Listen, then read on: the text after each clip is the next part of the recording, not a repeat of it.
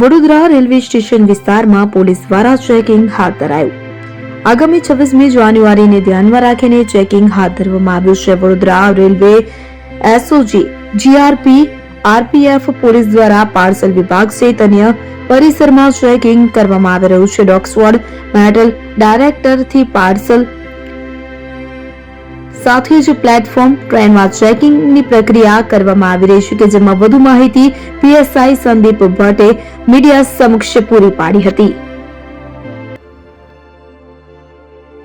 કોઈ ગેરકાયદેસર પ્રવૃત્તિ ન થાય અને કોઈ ચીજવસ્તુમાં કોઈ અનિચ્છનીય ઘટના ન બને તે સારું આજરોજ અમે Vadodara SOG, Vadodara railway SOG team, સ્થાનિક આરપીએફની ટીમ તથા અમારી સ્થાનિક વડોદરા રેલવે પોલીસ જીઆરપીની ટીમ દ્વારા તમામ પ્લેટફોર્મ પર ડોગ સ્ક્વોડ, બોમ્બ સ્ક્વોડ તથા સ્થાનિક પોલીસને સાથે રાખી સઘનકારક ચેકિંગ હાથ ધરવામાં આવેલ છે। તમામ આ ચેકિંગ સતત 2-3 દિવસ સુધી આવી રીતના ચાલુ રહેશે। કોઈ અનિચ્છનીય બનાવ બનેલ નથી અને કોઈ પણ જાતની કોઈ ચીજ વસ્તુ ગેરકાયદેસર હજી સુધી મળી આવેલ નથી।